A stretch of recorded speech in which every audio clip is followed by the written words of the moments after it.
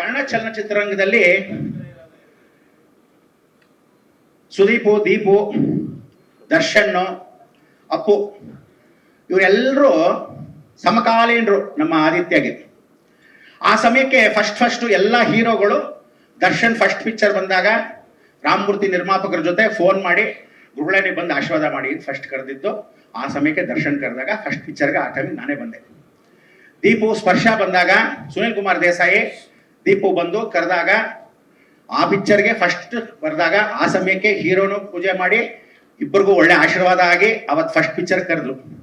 ತದನಂತರ ಅಪ್ಪು ಪಿಕ್ಚರ್ಗೆ ಪಾರ್ವತಮ್ಮ ಅವರು ಬರಬೇಕು ಶರ್ಮಾ ನೀನು ಅಂತ ಹೇಳಿ ನನ್ ಕರೆದಿರ್ತಕ್ಕಂಥದ್ದು. ಅದು ಮೊಟ್ಟ ಮೊದಲ ಪಿಕ್ಚರ್ಗೆ ಅಲ್ಲೂ ಪೂಜೆ ಮಾಡಿದಾಗ ಆ ಪಿಕ್ಚರ್ಗೆ ಫಸ್ಟ್ ಲಾಂಚ್ ಮಾಡೋ ಸಮಯಕ್ಕೆ ಕರೆದ್ರು.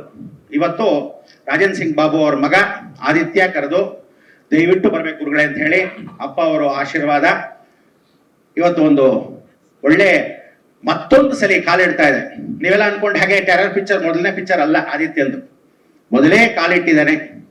ಆದ್ರೆ ಕನ್ನಡ ಚಿತ್ರರಂಗ ಬಹಳ ಜನ ಹೊಟ್ಟೆ ಕಿಚ್ಚು ಜನ ಜಾಸ್ತಿ ನಮ್ಮಲ್ಲಿ. ಎಷ್ಟೋ ಜನ ಪ್ರಕಾಶ್ ರಾಯ್ ಅಂತವ್ರು, ರಜನಿಕಾಂತ್ ಅಂತವ್ರು ಹಳೇಪುರನೆಲ್ಲ ಏನ್ ಮಾಡ್ತಾರೆ, ಸುಂದರರಾಜ್ ಅವ್ರು ಹೇಳ್ದಂಗೆ ತಮಿಳ್ ಪಿಕ್ಚರ್ಗೆ ಯಾಕೆ ಹೊಟ್ಟೋಗ್ತಾರೆ ಅಂದ್ರೆ ಕನ್ನಡದಲ್ಲಿ ಗೌರವ ಕೊಡಲ್ವಲ್ಲ ಅಂತ ಬೇಜಾರು ಮಾಡ್ಕೊಂಡ್ಬಿಡ್ತಾರೆ.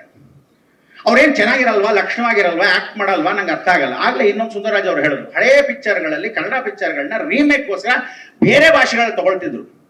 ಅಂಥದ್ರಲ್ಲಿ ಇವತ್ತು ಕನ್ನಡ ಪಿಕ್ಚರ್ನ ತಗೊಂಡು ಗೌರವ ಘನತೆ ಎಲ್ಲರೂ ಏನಾಗಿದೆ, ಭಾರತ ದೇಶ ಇರ್ತಕ್ಕಂಥ ಎಲ್ಲ ಬೆರಕೆ ಸಂಸಾರ ಇರ್ತಕ್ಕಂಥವ್ರೆಲ್ಲ ಮಿನಿ ವರ್ಲ್ಡ್ ಆಗೋಗಿದೆ. ಎಲ್ಲರೂ ಬಂದು ಇಲ್ಲೇ ಸೇರ್ಕೊಂಡ್ಬಿಟ್ಟಿದ್ದಾರೆ. ಸೊ ನಾವೆಲ್ಲೋ ಬೇರೆ ಇದೀವ, ಬೇರೆಯವರ ಅನ್ಸ್ಬಿಡುತ್ತೆ. ಅಂಥದ್ರಲ್ಲಿ ಅಂಥ ದೊಡ್ಡ ಸಂಸ್ಥೆ 100 ವರ್ಷ ಆಗ್ತಾ ಬರುತ್ತೆ ಇನ್ನು ಸ್ವಲ್ಪ ದಿವಸದಲ್ಲಿ.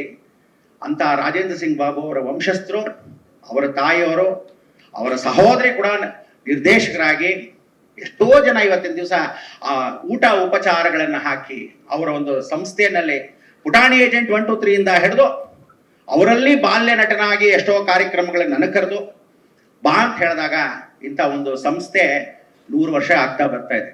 ಅವರ ಮಗನ್ನ ಇವತ್ತು ಯಾರೋ ಒಂದು ನಿರ್ಮಾಪಕರು ಧೈರ್ಯ ಮಾಡಿದಾರಲ್ಲ, ಆ ಸಿಲ್ಕ್ ಮಂಜುಗೆ ಶಬಾಷ್ ಅಂತ ಹೇಳಬೇಕು. ಅವರಿಗೆ ದೀರ್ಘಾಯುಷ್ ಕೊಡ್ಲಿ.